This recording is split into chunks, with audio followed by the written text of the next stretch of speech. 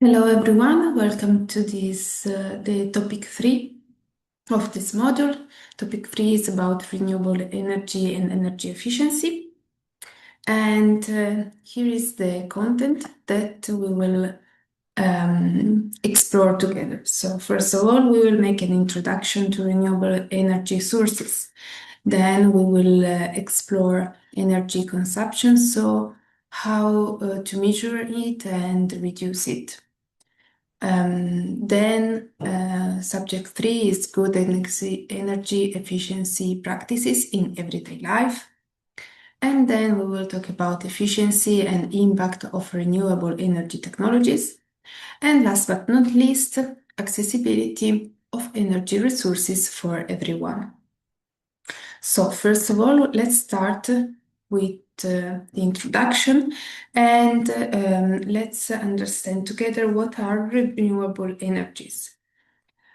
So to develop green skills, we first need to understand our energy sources. So renewable energies are those that regenerate naturally and never run out. They are considered clean because they produce little or even no gas emission. So they can last forever and they are clean and they use natural resources. So these are renewable energy sources.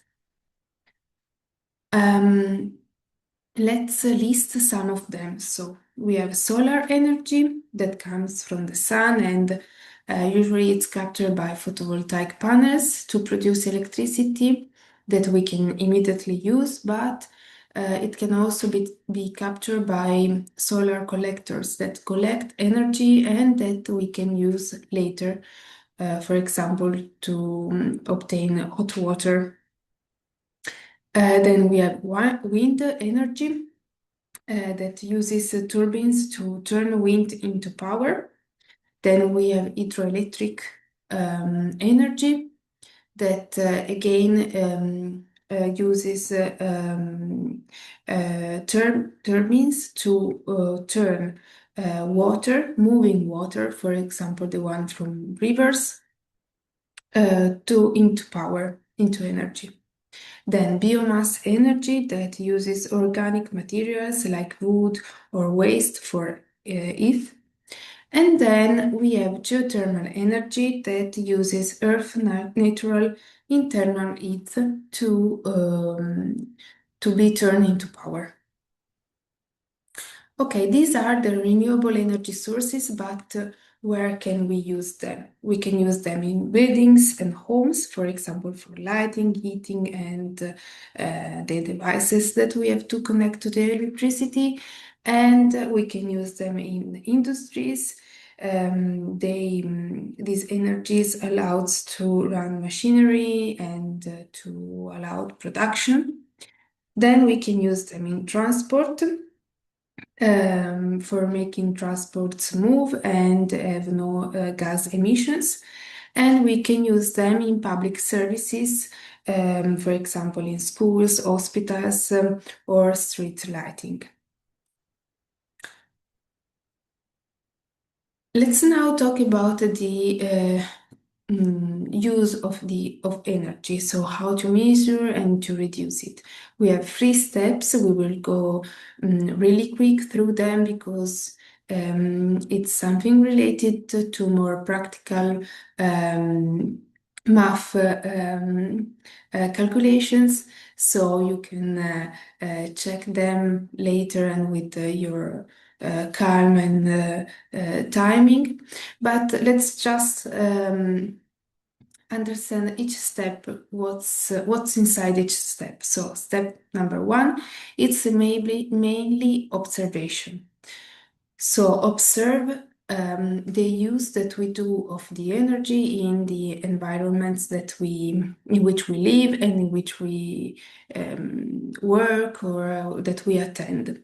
So in order to observe it, we can check energy bills, but we can also have smart meters that show real-time consumption. And then we have also energy labels that we can check. So for example, when we buy a light bulb, we can check the class energy of this light bulb. If it's, for example, class A+++, it's the best because it uses a really little amount of power, and it consumes just a little bit, and we can save energy and money, and the environment, first of all, is the beneficial one. Then second step is create a basic savings plan. It means to have a goal. So for example, if we want to reduce the use of energy in amount of the 10%, we can put into practice practical actions. So, for example, pay attention to turn off lights when it's not needed, or replace old bulbs with new ones of a good class power. Then step number 3 is to calculate how to save energy and how to improve our daily actions for saving energy. So this is a really simple calculation when you make it and when you check it. So this allows you to save kilowatt hour per month, for example, and you can also save money. So it has a double effect on your budget and on the environment. So this is just a quick reminder about why energy consumption is so important to calculate, because as we said, it's allowed you to save energy, so it's good for the environment, for the planet, for our future, and it's also good for saving money and for managing the places in which we live.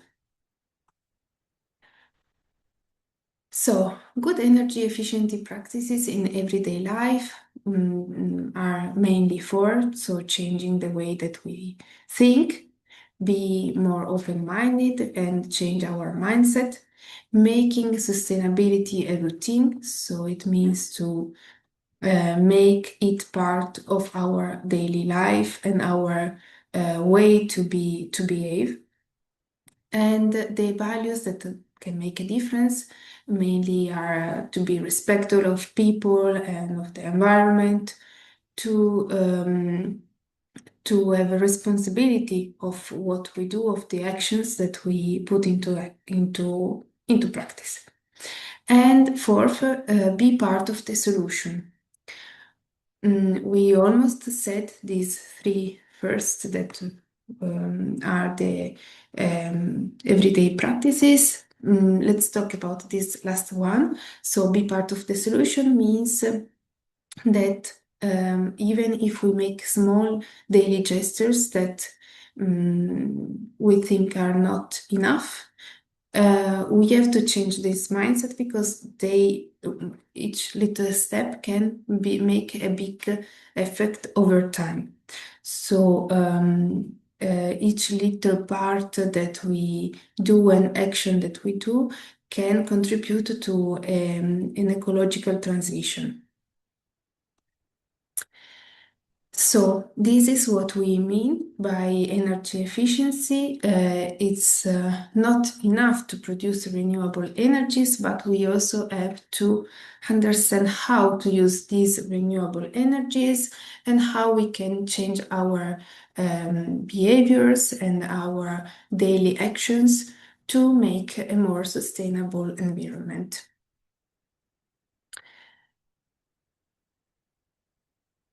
Okay, this is also something that we already said, and that you can deepen in independent ways, so that also energy efficiency is good for both the environment and for us, for save money and for manage in a good way the places in which we live. And then we go directly through the accessibility of energy resources for everyone. We want to highlight the importance of goal number 7 of the Global Goals for Sustainable Development. Goal number 7 is about affordable and clean energy, and it's a goal that sustains all the actions that we can do in order to combating climate change, first of all, but also to poverty alleviation. So each good behavior that we put into action can sustain the environment and the ecological transition, and sustain also people that live on Earth and in the future, and have a greener future.